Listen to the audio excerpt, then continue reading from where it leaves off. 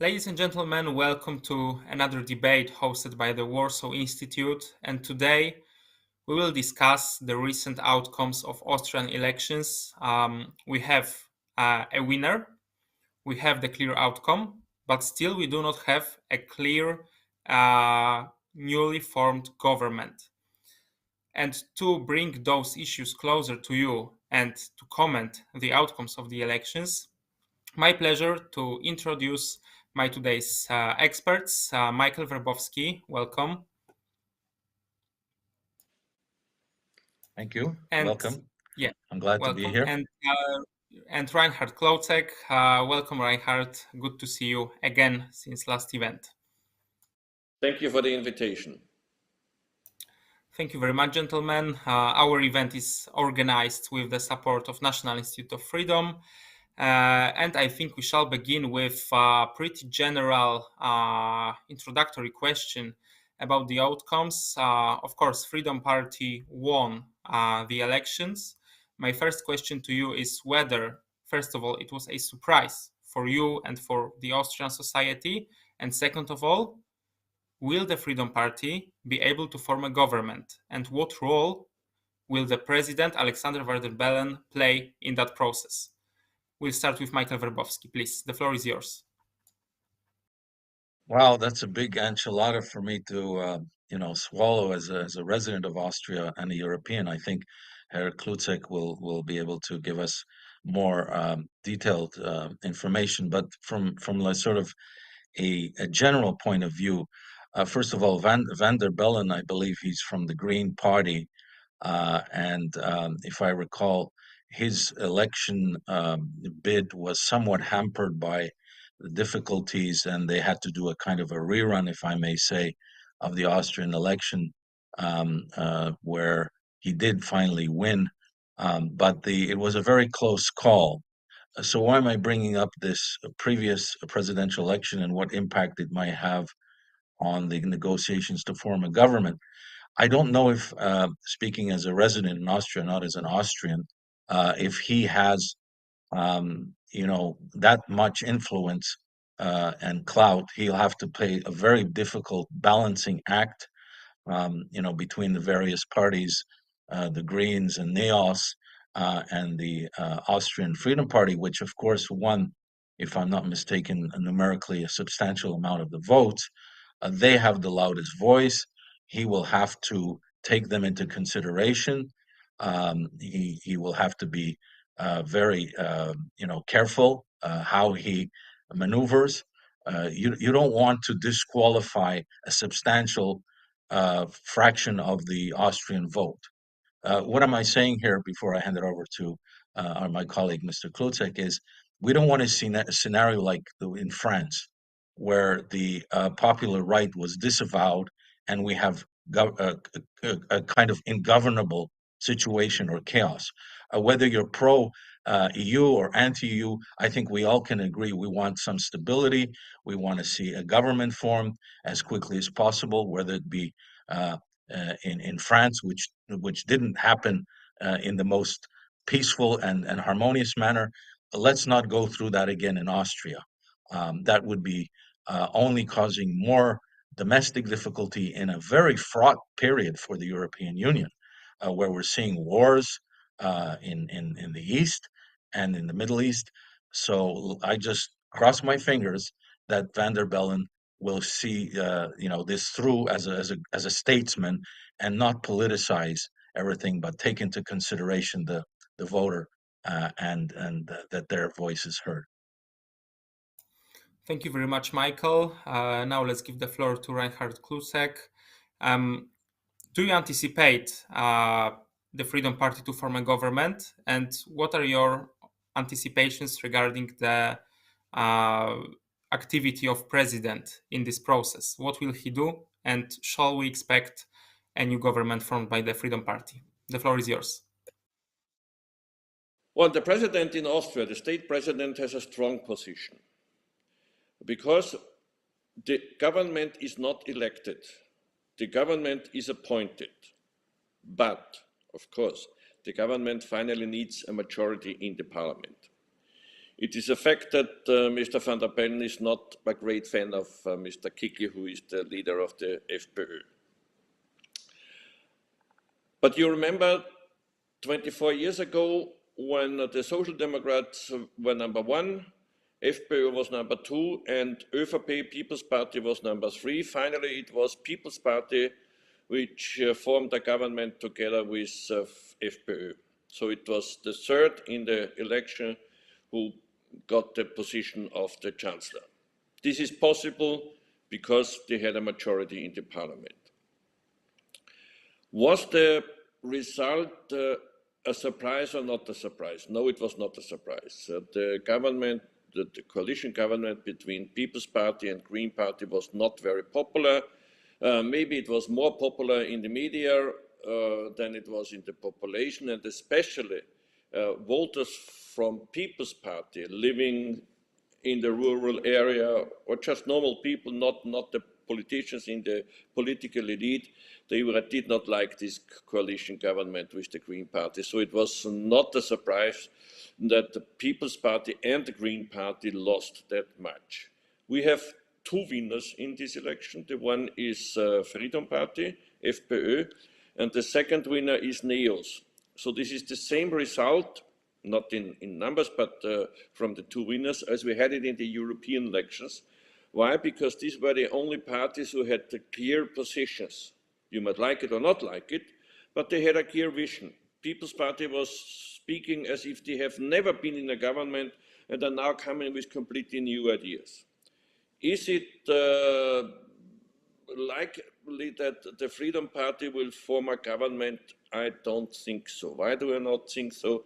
Because all the other parties said not with Kickl. And yes, we know that there are some people in ÖVP who would be ready to form a government with FPÖ, also in Social Democrats, but they all said without Kickl. So Kickl would have to leave his position as chairman of this party. He would have to do the same Jörg Haider did in 2000 when he said, okay, I'm going back to Carinthia and a young lady will be the vice chancellor. I don't see that Herbert Kickl is ready to go this way to do this step. Thank you very much. You said the outcome was not a surprise. We can see Austria joined the broader European trend of right-wing victories, of course not in all of the countries, but in many of them. So I'd like to, Reinhard, to ask you to elaborate a little bit more on what specific factors drove Austrian society to go for right-wing party this time. Well, first I would say it is because the former government between ÖVP and Greens was not very popular. They made a lot of decisions which were not popular in the population. People were against it. New taxes, they promised no taxes. There was a lot of new bureaucracy, also in economy. I mean, think about the supply chain law on the European level. For a long time, they did not react on that, and then they said we are against it, but finally it happened. Same with this renaturation law. So there are so many things that happened which made the former government very unpopular, and the result is that, yes, the Freedom Party, the FPÖ, is what we call a right-wing populist party. So they could collect all the people who were unsatisfied with this situation that was before that. And of course, there is another very strong motivation to vote for them, because this party is the one party who was, how should I say that, they were not inactive, or at least in their communication when it's about immigration. And this is a topic in Austria. When we have school classes in Vienna, in the first class, where you have 90% of children who do not speak German. And you can imagine, and that's not only one, yeah? That's in almost all ground schools in Vienna, and also in other bigger cities, which means we have a massive problem with immigration, because of people who are not ready to speak German, who are not ready to go a way of integration as we know it from history, when old people from all the big monarchy came to Vienna and it was no problem. They had to learn German, they had to be integrated in the labor market, and this is not happening in the moment. And all the other parties said, yes, we find a solution, we have to do this or we have to do that. But it was not very credible because nothing or only a few things happened. It is also a fact that the number of asylum seekers went down in the previous years. Whereas in the time when, for example, Mr. Kickel was Minister for Interior, it did not go down. But this is what people do not see in their daily communication about politics. They see that Kickel is having strong words against the immigrants, and so they want to believe him that he will be the one who could solve the problems. I do not believe that he is going to solve the problems, and I give you one example, which we should not forget, because he was Minister for Interior in a time when in Italy, Mr. Salvini was Minister for Interior.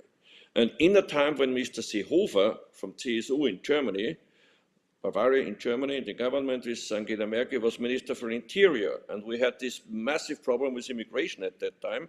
And Seehofer made a proposal, and he wanted to convince his Chancellor, Angela Merkel, who was very much pro-immigration, to make a reform to stop this massive wave of integration. And there were two ministers of Interior who stopped him, Kickel and Salvini. Why? I would say because they are populists, so they are not interested in solutions, they are interested in problems, because this gives them the chance for further polarization. Thank you very much, Reinhard. So here we have a immigration problem as a huge factor towards the shift within the voters in Austria. And before I give the floor to Michael, I'd like to highly ask our viewers to ask the questions in the chat to either Reinhard or Michael in terms of the outcome of Austrian elections. And now we are back with Michael. If you could also complement what Reinhard just said about the factors that decided on the new government, on the new outcome and possibly new government in Austria.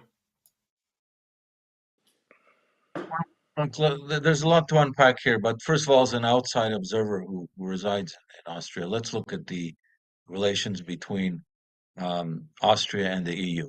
There's obviously going to be a lot of tension. There's obviously going to be a lot of discord. And if we want to know what's going to happen, are we seeing here the repetition of Jörg Haider's, very difficult position vis-a-vis Brussels, where Brussels has imposed sanctions on the European Union imposed sanctions on Austria. Are we going to see Brussels take the big stick to Vienna like they did with Budapest and Slovakia to a certain degree? Of course, Viktor Orban is the bugaboo, the evil incarnate in Central Europe. Is Keitel going to become the new devil of Central Europe? We don't know yet. But that's in the media, the mass media, the popular press will obviously portray him as some kind of a very great threat to European democracy, blah blah blah. The irony of all of this is Brussels is a bureaucracy that has no democratic legitimacy. Nobody in the Commission is elected. They're there. They impose their policies on the member states, and then the member states have to, swallow that, and if they like it or not. And this causes friction within the European Union. This is not a big secret. This is not something that none of us are unaware of. And these frictions are coming to a head. Now, again, as an outside observer, look at France. The relations between Paris and Brussels have deteriorated since the French elections. There's difficulty in appointing, certain members of the commission, appointing, not electing. There's no elections here. What am I saying? I'm saying that the Austria is a canary in a coal mine, telling us not only like the AfD sent the message to Brussels that mass migration is a problem, inflation is a problem, secure borders are a problem. Ongoing wars in the eastern uh, Donbass and in the Middle East are problems. These are problems that are being voiced by these parties. So if you like Mr. Kikl or not, if you don't, maybe you didn't like his stance on the pandemic. He was very anti, stringent measures, lockdowns, but he gained popularity with that. That's a fact. Voters like uh, populist leaders, not necessarily because the elite in Brussels likes them, but because they want those policies to be implemented. Now, whether they will be, well, as my colleague Herr Klutzek says, whether he will get tough on migration or not, if he ever forms a government, I don't know. But the fact is that the voters want that kind of policy to cut you know crack down on mass migration. That's the message that's being sent uh, via Vienna to Brussels. Is Brussels listening? No. They'll continue open border policies. The other thing I wanted to mention is what is going on in Visegrad. We have now an important bloc. We have Slovakia, Hungary, and Austria. Uh, Two governments like the Slovaks and the Hungarians are very anti-EU and very anti-mass migration, and they want to not to sever relations with Russia, but to somehow come to terms with the fact that there's a shifting geopolitical situation happening in Europe. And you cannot ignore that. And economic relations depend on good rapport between Central Europe and Russia, whether we like it or not. And the fact that is also a plank of the freedom uh, uh, agenda. So is Brussels listening? I don't think so. Are they going to plug their ears and come out with a big stick on and say, Mr. Kikl, you're anti-democratic, you're a demagogue, you're a danger to democracy, blah blah blah? Okay, do that. Madame van der Leyen may do that, but it will backfire. It will only increase the resentment, the discord between many countries in the EU, which have seen the voice of the voter muzzled and muted, and this is going to cause more friction and more discord in the European Union in the coming months and years ahead. No matter no matter how the negotiations on the domestic level go, if Brussels doesn't listen to the voters in the member state countries, I don't see a great future for the EU. Sorry, I'm sorry, I don't. Thank you very much, May I have Michael. some Yes, yes, sure, of course. The floor is yours, Reinhard, please. three remarks? Kiki and Corona, and Kiki against lockdowns. It was his party and him who was the first party which said we need a lockdown. And then when the government did exactly what he wanted the government to do, then he was against it. And I'm saying that because we have to know that he is a populist, so he's doing the opposite of what the government is doing, just to polarize the society. The sanctions against the Austrian government in the year 2000 were not EU sanctions. It was sanctions by 14 EU countries plus Czech Republic. So it was sanctions of 15 governments in Europe, 14 of them in the European Union, one outside of the European Union at this side.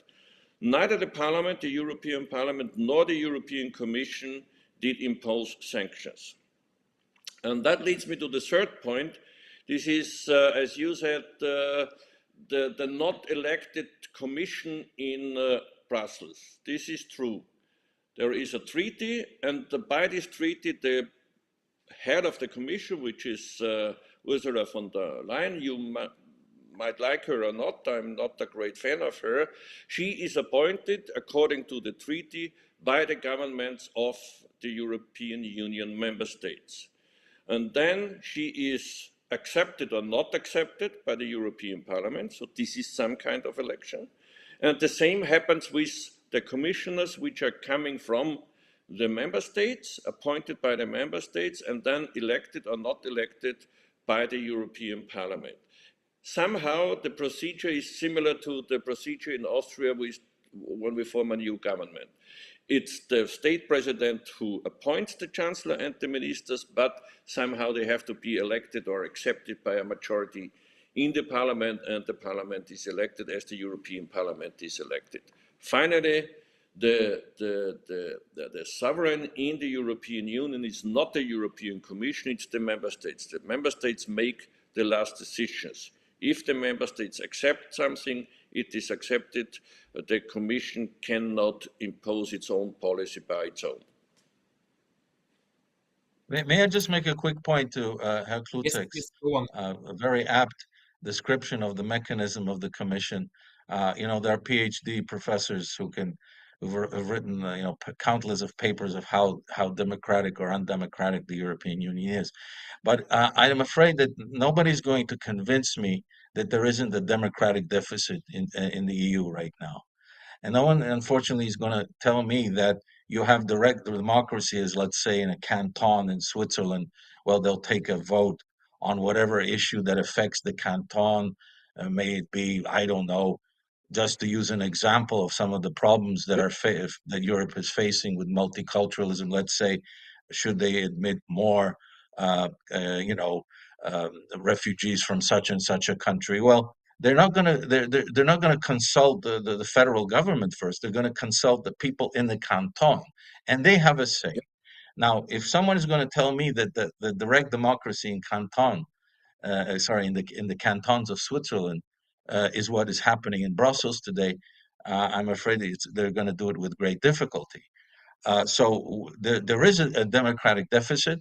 These populist parties, whether you like them or not, I'm not a big fan of all of their policies, but they seem to they're popular for a reason, and the reason is that there's a disenchantment with the policies that are coming down from Brussels. It's a top-down organization, and the voter, his only means or her only means of expressing dissent is to choose the AfD or the popular or right party, Le Pen's party, or Kinkel's party, or the Dutch Geert Wilders party. Of course, he's disappeared completely, right? He doesn't exist practically. His voice has been silenced. So the voter is becoming more and more enraged because the Brussels is not paying attention. Their policies do not reflect a good substantial proportion of what the population wants. They want less mass migration. They want secure borders. They want less. They don't want the wars to continue, which are bringing more migrants into the EU.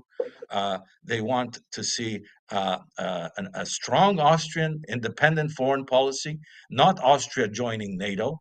Yes, I'm terribly sorry to bring up this taboo topic, but the prospect of, and I'm speaking here as of someone of Polish origin, Poland is in NATO and a staunch supporter. I would like to know if Mr. Kluczek thinks that Austrians are very keen on seeing Austria join NATO tomorrow. I don't think so. They want to maintain their independence and their neutrality. So the EU and NATO are working as a compact to pressure Austria to join NATO. And I'm sorry, I'm not speaking as an Austrian, but as a resident in Austria. The people I talk to say, no, we want to remain neutral. So maybe I'm not getting the message right in German. I think my German is good enough. And then, nein, wir müssen neutral bleiben. That's what I'm hearing. That's true. A majority in Austria supports the neutrality. The point that you made in the beginning when you made this example with Switzerland is, yes, Switzerland has a very unique form of democracy, direct democracy, but no country in the European Union, no other country in Europe has such a direct democracy. So you cannot blame the European Commission for not having the same system in the European Union. This is a question of the member states. As I said, the member states are the sovereign. The member states could start a reform of the European Union if they want to impose a direct democracy as we have it in Switzerland. This is a fact. I don't see that KIK is going to do it. I don't see that AfD is going to do that. And my problem is not that they are against NATO. My problem is that they're pro-Russia. Thank you very much, gentlemen, for this, for sharing those insights. At the end, I have a quick question to both of you. Let's imagine the Freedom Party is forming a new government. What major change in either domestic or foreign policy shall we expect from them? And I want each of you to give at least one example. What can we expect to be done differently than by the previous government? We'll start with Reinhard, please. In any case, they need a partner. And there are only two possible partners they could take to form a majority. This is the People's Party or the Social Democrats. So only in a combination with one of these two parties, they could form a government if the others accept. And depending on who it is, the policy will be different because People's Party is more conservative, Christian democratic, socialists are socialists. Yeah? What would change the approach on Ukraine, and Austria's policy would be closer to Russia. And I think that's a big danger, not only for Austria, but for the whole of Europe. Thank you very much. Interesting. And then, Michael, what's your view? What's your opinion? What's your prediction? You know, I just, this is my maybe, wishful thinking that there will be a stronger, however the coalition negotiations go, there'll be closer cooperation with Visegrad, with Slovakia, with neighboring states such as Hungary. We all know how popular they are in Brussels. Those three countries I see perhaps consulting with one another on migration policy, on policy towards Russia. And just to sort of to have Kluzek's point, whether you're pro or pro Putin or pro Russia or anti Putin and anti Russian, let's face it, Austria is a very prosperous country. It's doing a lot of business with Russia, not only in the energy sector but in the financial sector. One of the things that struck me when I was in Moscow, you have Raiffeisen banks there. You have Austrian presence. The Austrian ambassador is very in Russian relations, not because there's a love affair going on, but because it's good for the economy, for Austria's economy.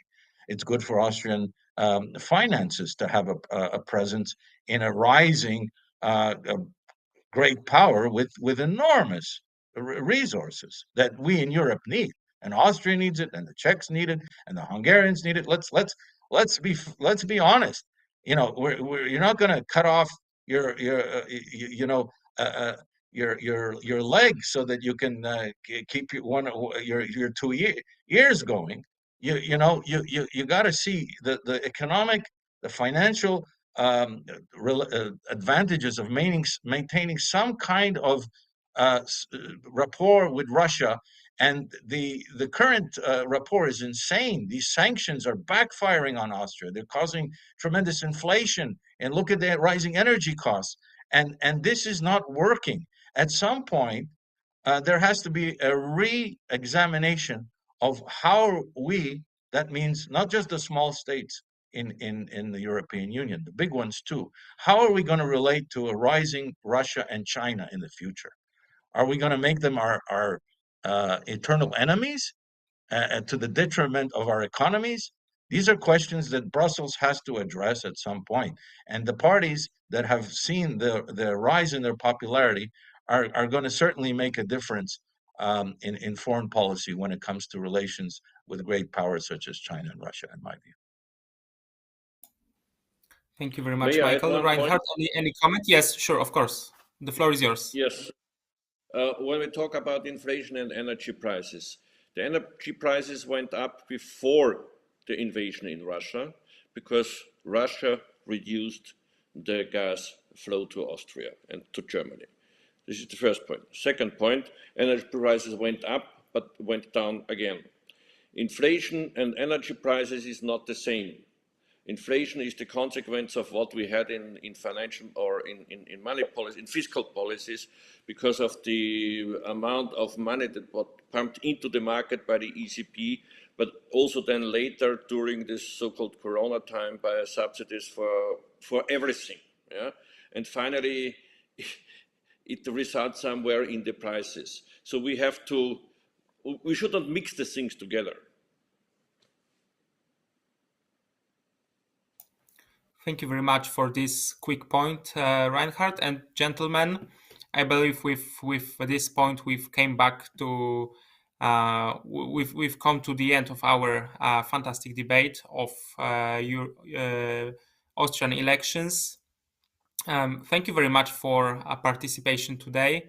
I believe there is still a lot to observe when it comes to Austrian politics in the following weeks. So, as Reinhard mentioned during one of his responses, it all depends who will cooperate with who will form the government. We have many possible options. So, I highly encourage everyone to follow the situation in Austria. And once again, gentlemen, Michael, Reinhard, thank you very much for joining today and sharing your expertise on what's happening in Austria right now. Thank you very much.